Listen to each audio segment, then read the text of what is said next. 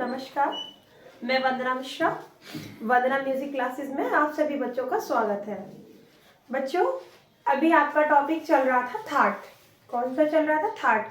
That आपका पूरा हो चुका है। थाट के बाद बच्चों सेकंड यूनिट में आपका टॉपिक अब आता है राग। थाट से वही आपकी कंटिन्यूटी बनती चली जा रही है बच्चों। पहले आपकी ध्वनि हुई, आंदोलन हुई, फिर उसके बाद आपका आता है थाट। थाट में क्या था? थाट से आपके राग उत्पन्न हुए, राग उत्पन्न हुए तो आपका टॉपिक भी आपका चलने लगा राग। ठीक है ना बच्चों? राग क्या है? राग क्या होता है? राग के लक्षण क्या होते हैं? राग की जातियां क्या होती हैं? आज हम आपको इस टॉपिक में आपको उन सभी चीजों के बारे में बताएंगे जो राग के अंतर्गत आती हैं। ठीक है बच्चों? राग क्या है? राग की परिभाषा क्या है? बच्चों एक चीज ध्यान से सुनिए, मैं ज्यादातर हर वीडियो में बोलती हूँ, पहले बच्चों ध्यान से सुना करिए। अगर आप एक बार सुन लोगे तो आधा टॉपिक तो आपको यूं ही याद हो जाएगा। ठीक है ना बच्चों? एक लाइक स्टोरी, आप ये सोच लिया करिए कि हम किसी स्टोरी को सुन रहे हैं। आप बिल्कुल इस चीज का माइंड पे बिल्कुल प्रेशर मत लीजिए कि हम सब्जेक्ट पढ़ रहे हैं। अगर आप इसको स्टोरी की तरह लेंगे तो हर टॉपिक आपका एकदम से ईजी हो जाएगा। जब हमारे माइंड में कोई विजुअल क्रिएट होता है ना, कि जैसे कोई भी चीज अगर हम ये सोचते हैं हमारा सब्जेक्ट है तो नहीं हो पाएगा। अगर हम ये सोच के चलते हैं अरे ये स्टोरी है, उसने इस तरह से बोला, इसने इस तरह से बोला, बात खत्म, आपका टॉपिक भी क्लियर, आपका सिलेबस भी कंप्लीट और आपकी पढ़ाई भी हो गई। समझ रहे हैं ना? तो अब आती है बात हमारी राग की। राग क्या है बच्चों? राग की परिभाषा सुनिए। कम से कम 5 स्वर, कम से कम 5 और ज्यादा से ज्यादा 7। कम से कम 5 और अधिक से अधिक 7 स्वरों की वह सुंदर रचना, मतलब 7 स्वरों से कोई बहुत ही सुंदर रचना बनी हुई है, बहुत ही सुंदर स्वरलिपि बनी हुई है, जो हमारे कानों को सुनने में अच्छी लग रही है, जो हमारे कानों को सुनने में मधुर लग रही है। क्या कहलाता है? राग कहलाता है। समझ में आया? कम से कम 5 और अधिक से अधिक 7 स्वरों की वह सुंदर या वह बहुत अच्छी सी रचना जो हमारे कानों को सुनने में मधुर लगे, क्या कहलाती है? हमारा राग कहलाता है या राग कहलाती है। ठीक है ना? राग के लक्षण बच्चों, राग के प्राचीन काल में 10 लक्षण होते थे। राग के प्राचीन काल में बच्चों 10 लक्षण होते थे। ठीक है ना बच्चों? अब आधुनिक काल में अभी भी हमारे कुछ लक्षण हमारे प्रचलित हैं।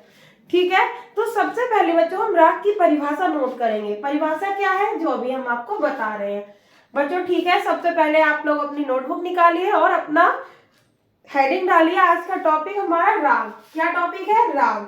परिभाषा डालिए। परिभाषा फिर आपको रिपीट कर रही हूँ। कम से कम 5 और अधिक से अधिक 7 स्वरों की वह सुंदर रचना जो कानों को सुनने में मधुर लगे, राग कहलाता है। क्या कहलाता है? हमारा राग कहलाता है। ठीक है ना? अब बात आती है हमारी लक्षण की। राग के लक्षण, अभी बोला हमने आपको राग के 10 लक्षण होते हैं। 10 लक्षण प्राचीन काल में होते थे। 10 लक्षण हमारे राग के प्राचीन काल में राग के 10 लक्षण माने जाते थे। कितने लक्षण माने जाते थे? 10। कौन कौन से माने जाते थे? गहन, न्यास, अपन्यास, षाडप, औडप, अल्पत्व, वहत्व, मंद्र, तार, ये सब क्या है? ये हमारे प्राचीन काल में राग के 10 लक्षण होते थे। आज भी इनमें से कुछ लक्षण हमारे प्रचलित हैं, मतलब आज भी कुछ लक्षण हमारे माने जाते हैं। वो कौन कौन से लक्षण माने जाते हैं आज बच्चों हम आपको समझाएंगे और नोट भी कराएंगे। सबसे पहला लक्षण हमारा कौन सा है राग का? राग का सबसे पहला लक्षण है कि राग में रंजकता का होना आवश्यक है। रंजकता यानी मधुरता। क्यों? क्योंकि हमारा राग गाया जाता है। जब राग गाया जाएगा और वो मधुरता ही नहीं है उसमें, तो वो फिर क्या होगा? वो सुनने में अच्छा नहीं लगेगा। इसलिए राग में मधुरता यानी रंजकता का होना बहुत ही आवश्यक है। ठीक है ना बच्चों? अब बात आती है हमारे दूसरे लक्षण की। पहला लक्षण आप नोट करिए कि राग में रंजकता और मधुरता का होना भी आवश्यक है। क्यों है? क्योंकि राग हमारा गाया जाता है। ठीक है ना बच्चों? अब आगे नोट करते हैं। आगे नोट करते हैं बच्चों। राग के लक्षणों में ही बच्चों आगे नोट करेंगे। पहला लक्षण आपने नोट कर लिया कि राग में रंजकता का होना आवश्यक है। दूसरा आप नोट करिए कि राग में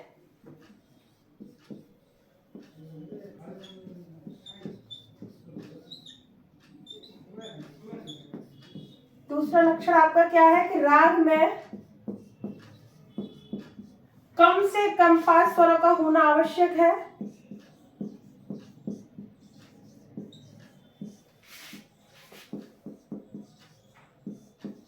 कम से कम बच्चों 5 स्वरों का होना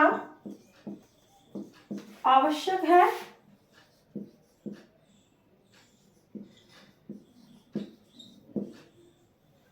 पांच से कम स्वरों में राग नहीं बनेगा। इससे कम में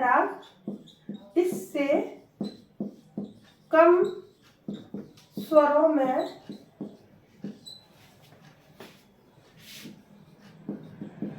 राग नहीं बनेगा। बच्चों दूसरा है हमारा राग में कम से कम 5 स्वरों का होना आवश्यक है। इससे कम स्वरों में हमारा राग नहीं बनेगा। बच्चों कुछ बच्चे हमारे संगीत के विषय में जानते हैं, पढ़ रहे हैं या जो कंपटीशन लेवल की तैयारी कर रहे हैं उनको पता होगा कि अपवाद में हमारा 1-2 राग ऐसे हैं जिनमें हमारे 4 स्वर भी लगते हैं। लेकिन वो कहते हैं ना कि हर विषय में कुछ ना कुछ अपवाद होता है, उसी तरह से है। लेकिन जो हमारा रूल है वो हमारा रूल ये है कि कम से कम 5 स्वर हमारे राग में होने चाहिए। इससे कम में हमारा राग नहीं बनेगा। ठीक है ना बच्चों। तीसरा हमारा लक्षण नोट करेंगे बच्चों। किसी भी राग में, कोई भी राग हो बच्चों, किसी भी राग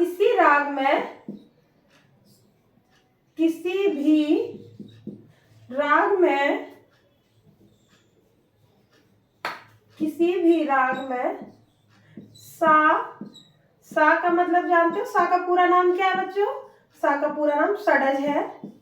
किसी भी राग में सा कभी वर्जित नहीं होता है। वर्जित का मतलब आप जानते ही होंगे बच्चों, जिस राग में जो स्वर नहीं लगता है हम उसको वर्जित बोलते हैं। किसी भी राग में सा कभी वर्जित नहीं होता है। किसी भी राग में सा कभी वर्जित नहीं होता। क्यों नहीं होता है बच्चों? क्यों नहीं होता है? क्योंकि सा आधार स्वर है। क्योंकि सा कैसा स्वर है बच्चों? सा हमारा आधार स्वर है।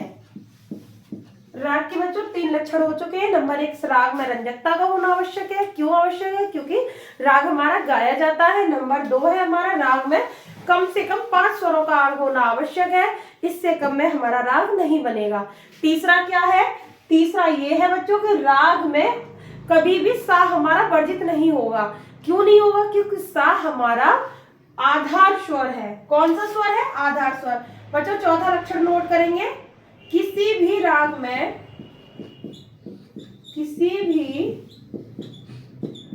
में कभी मां और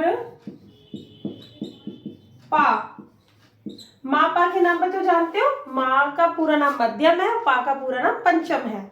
किसी भी राग में मां और पा कभी एक साथ वर्जित नहीं होते। ध्यान रखेंगे बच्चों। अगर मेरे साथ भी आप सुनते जा रहे हो, नोट करते जा रहे हो, तो आपको ऐसे ही याद हो जाएगा कि राग में रंजकता का होना आवश्यक है क्योंकि राग गाया जाता है। दूसरा क्या है? कम से कम 5 स्वर होने चाहिए। इससे कम में राग बनेगा नहीं। तीसरा लक्षण है हमारा कि राग में सा कभी वर्जित नहीं होता। क्यों नहीं होता? क्योंकि सा हमारा आधार स्वर है। चौथा है बच्चों की राग में मां और पा कभी एक साथ वर्जित नहीं होंगे। एक साथ वर्जित नहीं होंगे। मां और पा कभी एक साथ वर्जित नहीं होंगे।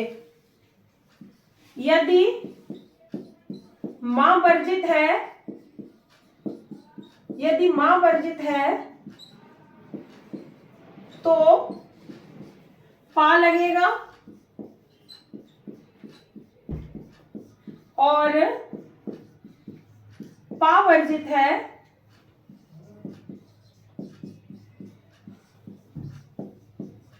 तो मा लगेगा। ठीक है ना बच्चों। यदि हमारा राग में मा वर्जित है तो पा लगेगा और पा वर्जित है तो मा लगेगा। उदाहरण के लिए बच्चों, राग मालकोंश है हमारा, मालकोंश, और हमारा है भूपाली। ये कौन से, ये कैसे राग है बेटा? माँ जो हमारा मालकोंश है उसमें हमारा माँ लगता है और हमारा पा वर्जित होता है। अगर हमारा पा वर्जित है तो उसमें मालकोंश में माँ लग रहा है। और बच्चों भूपाली है, इसमें हमारा माँ वर्जित है तो हमारा पा लग रहा है। इस लक्षण का बताने का, इसका और जो हमारा एग्जाम्पल देने का उद्देश्य केवल इतना है कि बच्चों इस चीज को समझिए कि माँ और पा दोनों स्वर एक साथ वर्जित नहीं होंगे। अगर माँ लगा है तो पा नहीं लग रहा है तो माँ लगेगा, और माँ नहीं लग रहा है तो हमारा पा लगेगा। ठीक है ना। अगला जो हमारा लक्षण है उसको देखिए बच्चों। राग में वादी, संवादी, आरोह अवरोह,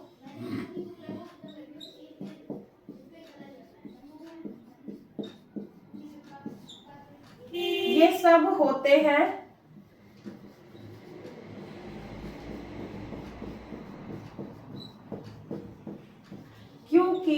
क्यों होते हैं बच्चों ये? क्योंकि राग हमारा गाया जाता है, क्योंकि राग गाया जाता है।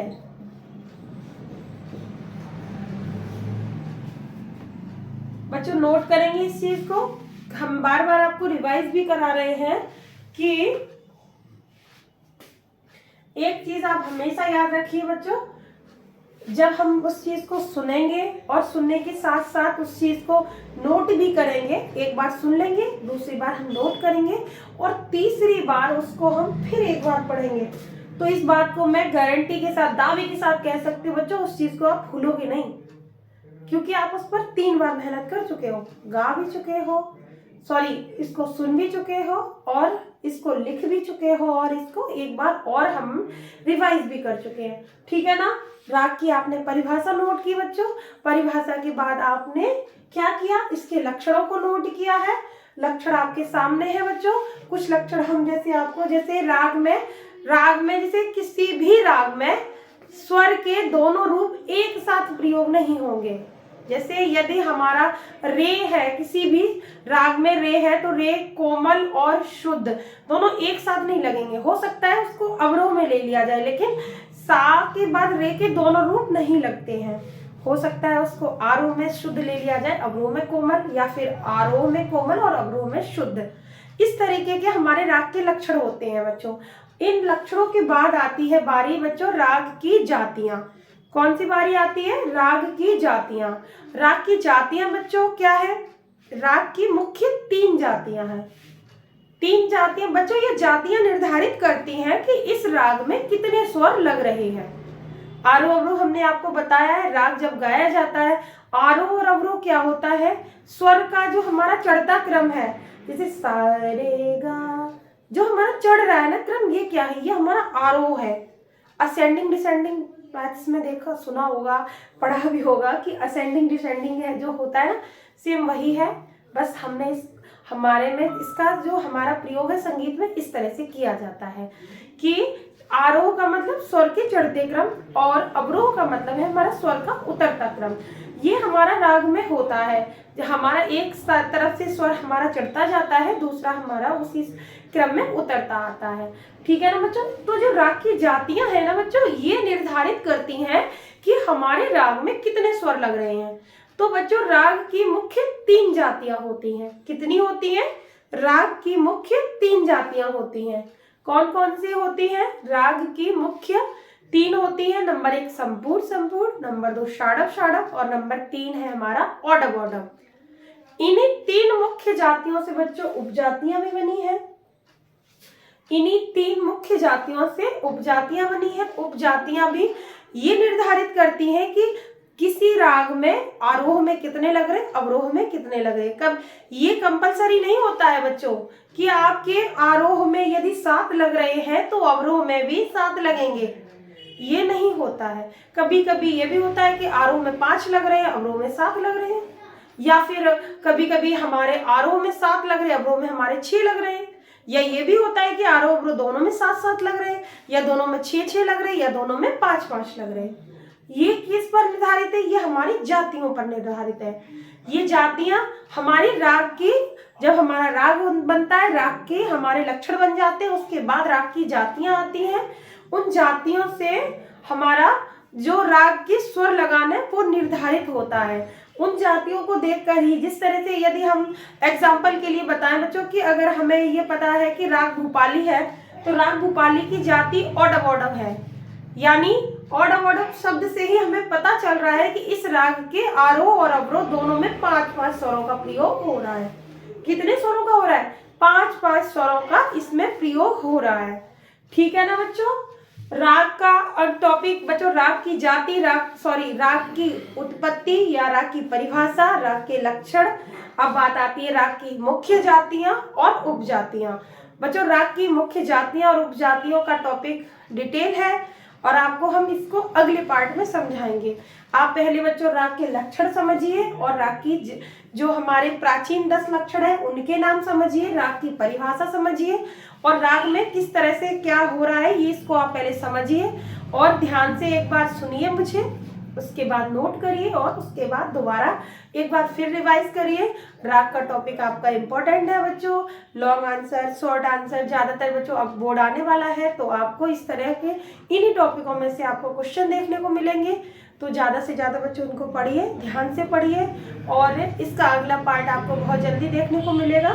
तो बच्चों आशा करती हूँ कि आपको समझ में आया होगा और बच्चों इसको पढ़िए, आगे आपके ही जैसे जो बच्चे हैं उनमें शेयर करिए और जो हमारे अपर लेवल की तैयारी कर रहे हैं उनसे भी हमारा अनुरोध है, रिक्वेस्ट है कि आप लोग भी जब तक आप थ्योरी के बेस को नहीं पढ़ेंगे तो हमारी जो छोटी छोटी माइनर मिस्टेक्स हैं यहीं रह जाती हैं। हमारा जो एग्जाम कहते हैं ना कि एग्जाम क्रैक होने से रह गया, 1 पॉइंट बच गया या 2 पॉइंट कैसे बचता, हम कभी कभी यही भूल जाते हैं कि जो हमारे प्राचीन लक्षण है कितने हैं, 10 हैं, वो कौन कौन से हैं। कभी कभी यही अल्पत तो बहुत तो क्या आ जाता है, हमारे राग के 10 लक्षणों के अंतर्गत आता है।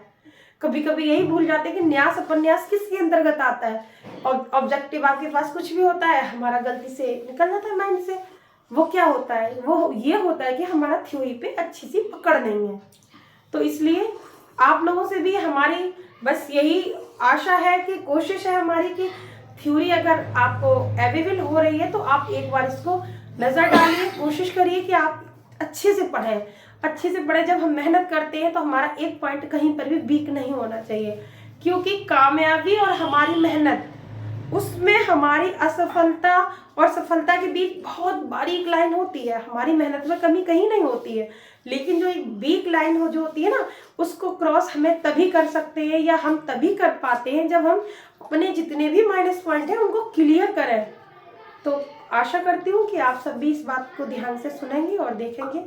धन्यवाद।